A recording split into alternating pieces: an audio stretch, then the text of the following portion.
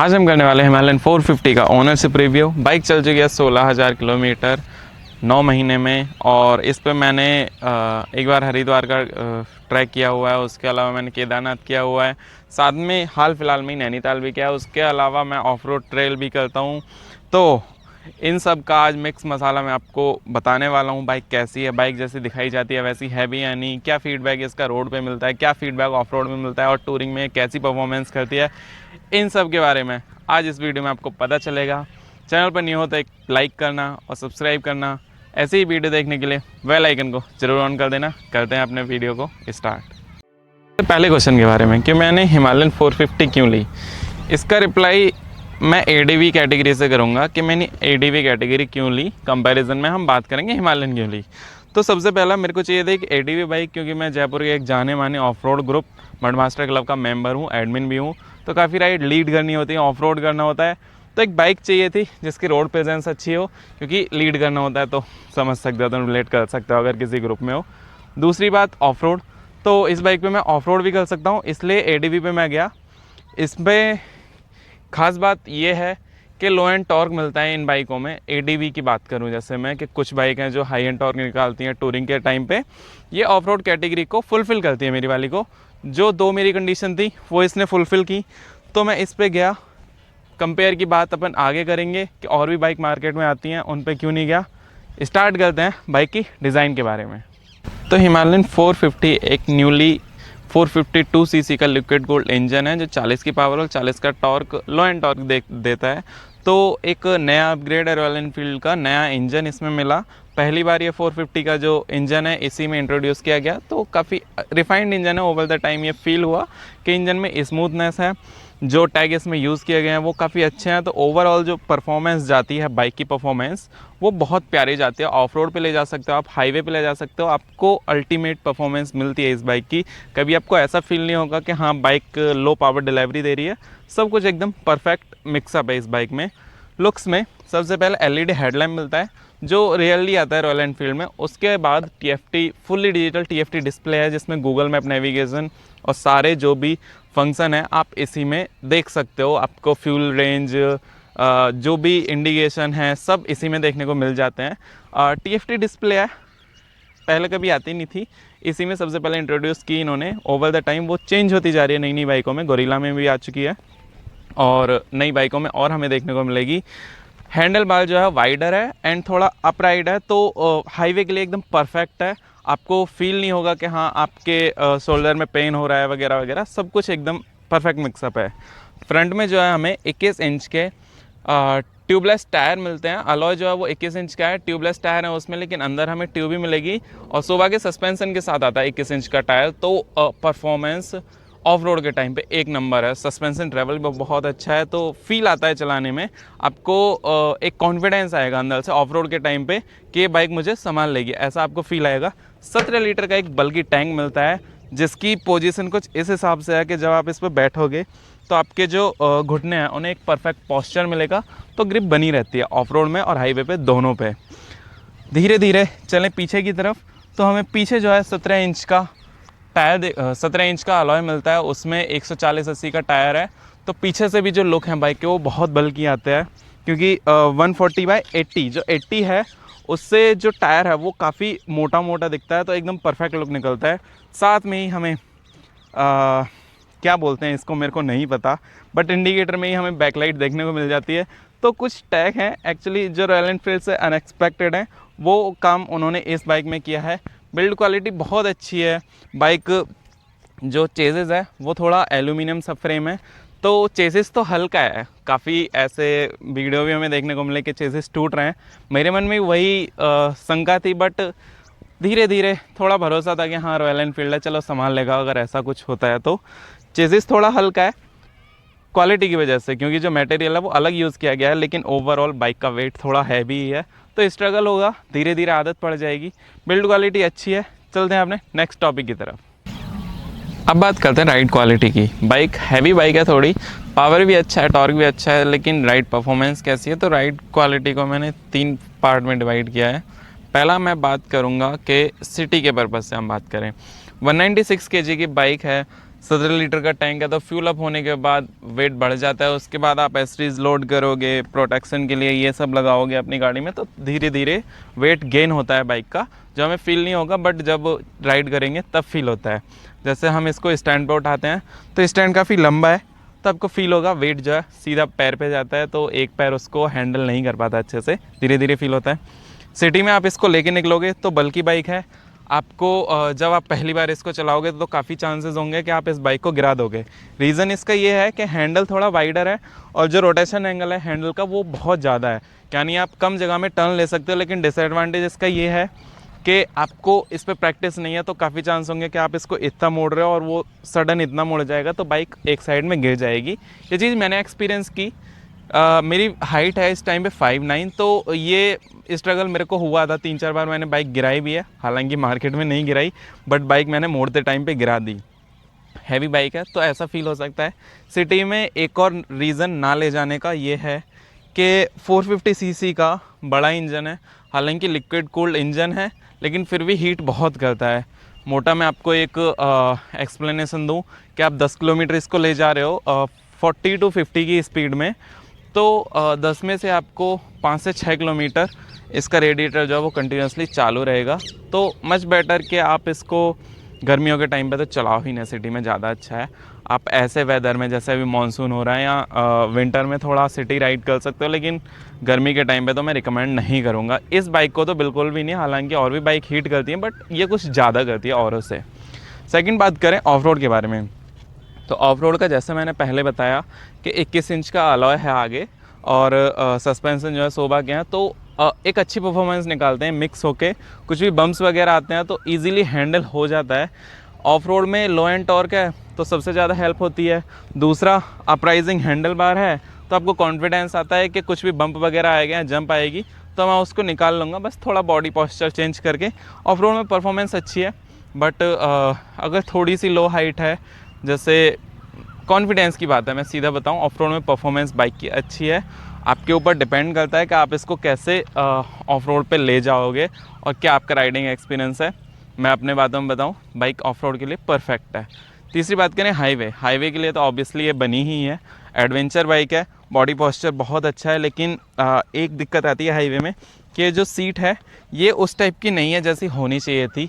Highway के purpose से थोड़ी स्टिफ है, और जो रॉयल एनफील्ड की जो एसरीज वाली सीट आती है वो भी इतनी कंफर्टेबल नहीं है। तो सजेशन मैं ये देना चाहूँगा कि आप इसमें फोमिंग करवा लो या जेल सीट वगैरह वो यूज़ कर सकते हो। हाईवे पे परफॉर्मेंस अच्छी है, आपको आप आराम से 120-130 ईजिली क्रूज़ कर सकते हो with a good mileage. Mileage में मैं जैसे बात करूँ तो आपको 30-35 माइलेज ही आराम से देगी, 120 के आसपास। आइडियल मैं बोलूँगा कि 90-100 स्पीड एनफ है, बट लोड के साथ ये आपको फील नहीं करवाएगी कि आप इतना हैवी वेट लेके चल रहे हो। जैसे मैंने जो राइड करी है वो पैनियर और टॉप बॉक्स सबके साथ करी है। टेल बैग थे दोनों के दोनों, एंड टैंक बैग भी इस पर लगा हुआ था। मेरे को पावर का लैक मेरे को फील नहीं हुआ कि हाँ मेरी बाइक हैवी हो चुकी है तो मेरे को पता चलेगा कि थोड़ा हैवी है और पावर कम फील हो रही है, ऐसा मैंने एक्सपीरियंस नहीं किया। हाईवे पे परफॉर्मेंस अच्छी है। चलते हैं प्रैक्टिकलिटी की बात करने। बात करते हैं माइलेज की, तो माइलेज का ऐसा सीन है कि सिटी में अप्रॉक्स देती है 25 to 28 का माइलेज, और इस इंजन के हिसाब से ये एक अच्छी माइलेज है, क्योंकि हमारा जो 350 सीसी वाला इंजन आता है वो भी समथिंग सेमी माइलेज देता है, लेकिन एक बड़ा इंजन है तो उस हिसाब से इसकी माइलेज जो है सिटी के हिसाब से वो अच्छी है। हाईवे पे मैं बात करूँ, हाईवे पे अगर आप इसको क्रूज़ कर रहे हो 6 गियर में 4000 to 5000 आरपीएम के बीच में, एंड हमारी एवरेज स्पीड है अगर 100 to 110, तो उसमें हमें आराम से 30 to 35 किलोमीटर की माइलेज मिल जाती है, जो कि एनफ है हाईवे के हिसाब से बात करें, क्योंकि बाइक लोड होती है एंड उस कंडीशन में ऐसी परफॉर्मेंस निकाल रही है, ऐसी माइलेज निकाल रही है, तो that is a good point. अब बात करते हैं कंपैरिजन के बारे में, ये इंटरेस्टिंग पॉइंट है बहुत ज़्यादा। तो बात करें इसमें, तो इससे कंपैरिजन में मैंने 3 बाइक रखी हैं। KTM 390 adventure x, not adventure x है ना। दूसरी बाइक जो है वो है अपनी ट्रायम्फ की 400 स्क्रैम्बलर एक्स, और तीसरी बाइक है डोमिनार 400। अब बात करते हैं सबसे पहले डोमिनार से। तो जैसा मैंने कंडीशन बताई अपनी पहले कि मेरे को टूरिंग प्लस एक ऑफ रोड बाइक चाहिए थी, तो ये उसको फुलफ़िल करती है, लेकिन डोमिनार उस कंडीशन को फुलफ़िल नहीं कर पाती। बजाज की तरफ से एक बड़ा इंजन है, बजाज सिंसियर नहीं है उस इंजन के लिए, सीधा बात बताएं, बहुत टाइम पहले उस इंजन में अपग्रेड की गई थी, तो not an active brand for that particular engine. But bike एक बहुत अच्छी बाइक है डोमिनार। अगर आपका टूरिंग का पर्पज़ है, ऑफ रोड आपका इतना वो नहीं है, तो आप उस पे जा सकते हो। पॉकेट फ्रेंडली बाइक है, काफ़ी अच्छी है, टूर के लिए अच्छी बनी हुई है, और पावर भी जो है लगभग सेम मिलती है। काफ़ी अच्छा टॉर्क भी उस बाइक का है, तो आप जा सकते हो, बट मेरी कंडीशन को वो फुलफ़िल नहीं करती। सेकंड बात करें स्क्रैम्बलर एक्स के बारे में, तो ट्रायम्फ बहुत बड़ा ब्रांड है, बहुत ही ज़्यादा रिफाइंड इंजन बनाता है। रिफाइनमेंट की मैं बात करूँ तो जो सर्विस है अप्रॉक्स 10,000 किलोमीटर के गैप पे होती है। इसमें सेम गैप पे होती है, लेकिन एक सर्विस जनरल चेकअप होता है 5,000 किलोमीटर पे। सर्विस इसकी 10,000 किलोमीटर पे ही है, लेकिन एक जनरल चेकअप 5,000 किलोमीटर पे होता है। अगर आपको कुछ इशू आ रहा है तो आप चेक करवाओ, नहीं एक कंडीशन बस 200-250 रुपये दे के सर्विस पे ले जाओ और करवा सकते हो। तो सर्विस पीरियड तो अप्रॉक्स सेम ही है दोनों बाइकों का, लेकिन कहीं ना कहीं इससे ज़्यादा रिफाइंड है ट्रायम्फ, ये सबको पता है। उस पर ना जाने का रीज़न कि एक तो ऑफ रोड कहीं ना कहीं उस पर थोड़ा सा स्ट्रगल होता कि आगे जो है हमें वो 19 इंच का अलॉय मिलता है, जो कि सही है, पर जो टायर हैं वो रेडियल टायर ही आते हैं। तो टूरिंग के पर्पज़ से ही उस बाइक को भी बनाया गया है। स्पीड 400 जो है वो रोड के लिए है, सिटी के लिए है, लेकिन 400X एक टूरिंग बाइक हो जाती है, नॉट ऑफ रोड, मैं ये बात बोलूँगा। और दूसरा कंडीशन एक और है उस पर ना जाने का, कि ट्रायम्फ अभी बहुत ज़्यादा लिमिटेड है इंडिया में। बाइक अच्छी है, परफॉर्मेंस अच्छी है, सर्विस टाइम भी ज़्यादा है, लेकिन सर्विस के लिए आना तो फिर बार बार आपको मेन सिटी में ही पड़ेगा। जैसे मैं अपने होम टाउन भरतपुर शिफ्ट हो जाऊँ तो सर्विस के लिए मेरे को बार बार जयपुर अप डाउन करना पड़ेगा, तो नॉट अ गुड पॉइंट। अगर मैं टूर पे भी जाता हूँ और कुछ बाई चांस कुछ हो जाता है तो पंगे हो जाते हैं, ये और रीज़न था उस पर ना जाने का। तीसरी बात करें KTM एडवेंचर के बारे में, तो मैंने ये बाइक ली थी अक्टूबर 2024 में। उस टाइम पे पुरानी वाली KTM आती थी, नई वाली लॉन्च नहीं हुई थी। अगर वो लॉन्च हुई होती तो कहीं ना कहीं वो मेरी लिस्ट में ज़रूर होती, मैं उसको विज़िट करता, क्योंकि बाइक बहुत ज़्यादा एडवांस हो चुकी है इस टाइम पे। काफ़ी इलेक्ट्रॉनिक मिलते हैं उसमें जो इस कैटेगरी में नहीं आते। क्रूज़ कंट्रोल मिल जाता है, क्विक शिफ्टर मिलेगा आपको, एक हल्की बाइक है, रिफाइंड इंजन है, पावर इससे ज़्यादा है, लेकिन लॉन्च नहीं हुई थी तो बात ही नहीं करते हैं। और मैं आपको ज़रूर ये सजेशन दूंगा, अगर आपको एक एडवेंचर बाइक चाहिए सेम कैटेगरी में, सेम प्राइस रेंज में, तो आप उसको ज़रूर विज़िट करो, दोनों बाइकों की टेस्ट राइड लो, जो आपका फीडबैक हो वो ज़रूर बताना। और चांसेस हैं कि आपको वो पसंद आएगी अगर आप एक ब्रांड लवर नहीं हो तो, क्योंकि टैग में वो इससे आगे है। मैं ज़रूर बोलूँगा आपको, अगर आपको लेनी है तो आप वो विज़िट ज़रूर करना, एक बहुत ही रिफाइंड एंड अच्छी बाइक है। अब बात करते हैं प्रो एंड कॉन्स के बारे में, क्या इसकी कमियां हैं, क्या अच्छाई हैं, क्या एडवांटेज है, डिसएडवांटेज हैं, वो सब मैं इसकी बात करता हूँ। पहले चलते हैं अच्छाइयों के बारे में, एडवांटेज क्या है बाइक के। तो रॉयल एनफील्ड की तरफ से मैं बात बोलना चाहूँगा। पहला जो है वो है इसका टैग। बाइक का टैग बहुत अच्छा है। LED हेडलैम्प है, not too much successful, but LED headlamp है। TFT डिस्प्ले है, जैसा मैंने पहले ही बता दिया, TFT डिस्प्ले बहुत अच्छी है, काफ़ी फीचर्स इसमें हैं। एसेसरीज़ के लिए आपको एक अलग कपलर मिलेगा, तो ये सब चीज़ें जो हैं इसको अच्छा बनाती हैं रॉयल एनफील्ड के स्टैंडर्ड के बात करें अगर उस हिसाब से। तो दूसरी बाइक जो है, बाइक की बिल्ड क्वालिटी बहुत ज़्यादा अच्छी है, बहुत ज़्यादा अच्छी है। मैं क्रैश भी हो चुका हूँ 1-2 बार, बट बाइक पे इम्पैक्ट बहुत कम आते हैं। ऑफ रोड आप इस पर कर सकते हो बिना किसी टेंशन के।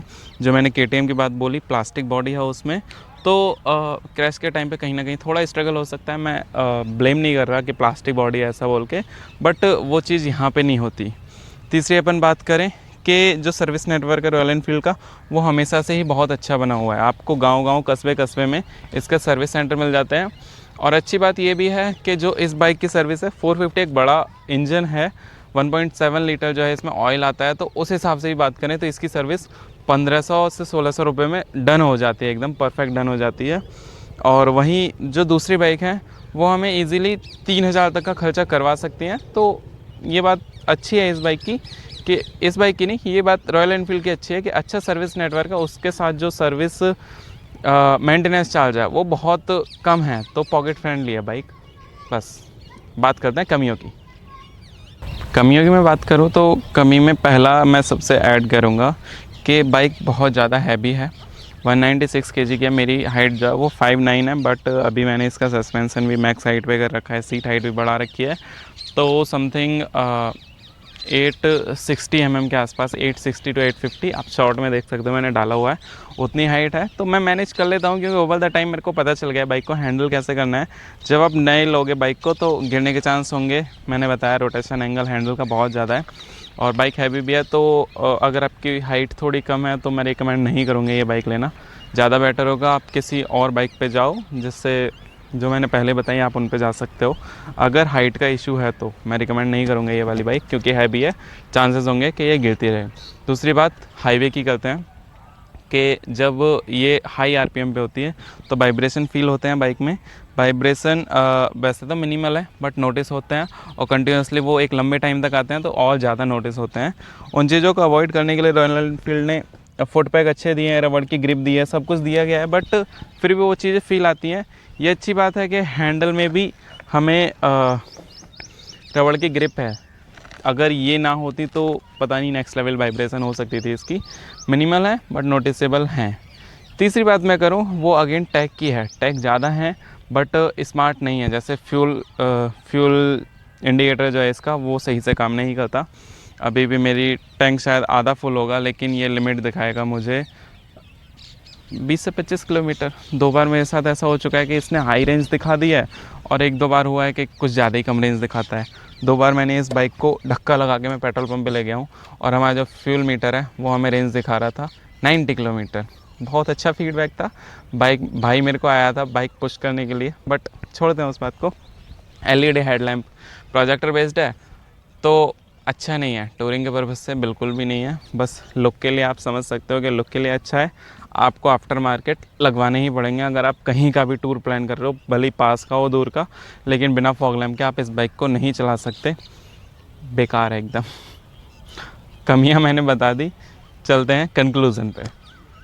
बात करें कंक्लूज़न की तो इसका जो प्राइस पॉइंट है वो आता है, जैसे ये जो है ये है मेरी काज़ा ब्राउन कलर। तो इसकी जो शोरूम एक्चुअली मेरे को नहीं पता, मैं सीधा जयपुर की बात करता हूँ। जयपुर में मुझे ये बाइक कॉस्ट करी 3,49,000। तो एक थोड़ा सा प्रीमियम सेगमेंट हो जाता है प्राइस के अकॉर्डिंग बात करें, not that much premium, but हाँ जेब के हिसाब से बात करें तो प्रीमियम हो जाता है सेगमेंट थोड़ा।